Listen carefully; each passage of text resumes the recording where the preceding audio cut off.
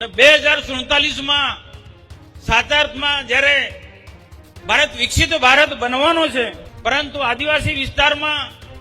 સાચો વિકાસ કરવો હોય તો સિંચાઈ અતિ આવશ્યક. મનસુખ વસાવાનું એક આક્રમક નિવેદન સામે આવ્યું છે. ભૂપેન્દ્ર પટેલની હાજરીમાં તેમણે અનેક આક્ષેપો પણ લગાડ્યા અને ભારત જે 2047 નું ભારત હશે તે વિકસિત ભારત હશે તેવું તેમણે કહ્યું. હવે જોઈએ આપણે કે આમનું નિવેદન શું કહે છે અને હકીકત શું છે. ડેડિયાપાડા તાલુકાને તાપી કરજણ લિંક પાઇપલાઇન ઉદ્વન સિંચાઈ યોજના લોકાર્પણના કાર્યક્રમમાં ટૂંક સમયમાં આપણી વચ્ચે પધારવાના છે એવા ગુજરાતના આદરણીય સન્માનીય માનનીય મુખ્યમંત્રી ભૂપેન્દ્રભાઈ પટેલ સાહેબ, તેમની સાથે પધારવાના છે રાજ્ય સરકારના નાણામંત્રી કનુભાઈ દેસાઈ સાહેબ અને ગુજરાત રાજ્યના સિંચાઈ મંત્રી આદરણીય ઈશ્વરસિંહ પટેલ, આદિજાતિ કલ્યાણ મંત્રી ભાઈ શ્રી નરેશભાઈ પટેલ અને આપણા આદિવાસી સમાજનું ગૌરવ કહેવાય કે જેમને આ પ્રોજેક્ટ ને સફળ બનાવવા માટે જે અથાગ પ્રયત્નો કર્યા એવા આદરણીય શ્રી ગણપતભાઈ વસાવા, ઉપરાંત મંચ પર આ વિસ્તારના સન્માન્ય પ્રભુભાઈ વસાવા સંસદથી સર્વ ધારાસભ્યશ્રીઓ, ખૂબ મોટી સંખ્યામાં ઉપસ્થિત સર્વે આ યોજનાનો જેમને લાભ મળવાનો છે તેવા ખેડૂત ભાઈ બહેનો, એની માહિતી પૂરી પાડવાના છે તેવા પ્રિન્ટ મીડિયા અને ઇલેક્ટ્રિક મીડિયાના સૌ મિત્રો,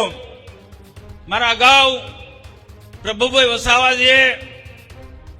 તાપી કરજણ લિંક પાઇપલાઇન ઉદ્વન સિંચાઈ યોજના અંગે અને રાજ્ય સરકાર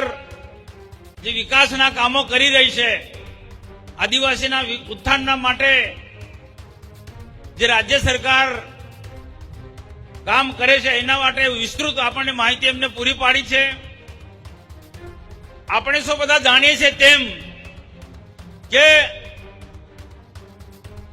દેશના પ્રધાનમંત્રી નરેન્દ્રભાઈ મોદી સાહેબ,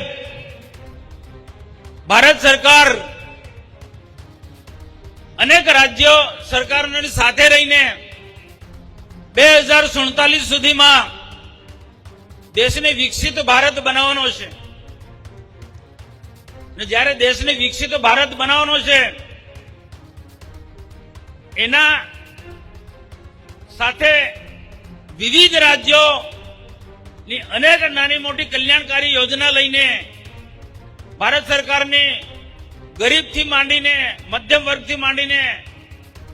ઉદ્યોગ જગત સાથે જોડાયેલા ખેડૂતો, યુવાનો, મહિલાઓ, આ બધા જ લોકો એક સર્વાંગી વિકાસ થાય અને 2047 માં સાચાર્થમાં જ્યારે ભારત વિકસિત ભારત બનવાનો છે તો તેવા સમયે આપણો વિસ્તાર પણ, આદિવાસી વિસ્તાર પણ પાછળ ના રહે એના માટે સિંચાઈની સુવિધાને વિશેષ પ્રાધાન્ય આપવામાં આવ્યું છે. દેશનો વિકાસ અનેક ક્ષેત્રોને ધ્યાનમાં રાખીને થઈ શકે છે, પરંતુ આદિવાસી વિસ્તારમાં સાચો વિકાસ કરવો હોય તો સિંચાઈ અતિ આવશ્યક આ વિસ્તારના ખેડૂતો માટે જરૂરી છે. સરકારની ગમે તેટલી યોજના હોય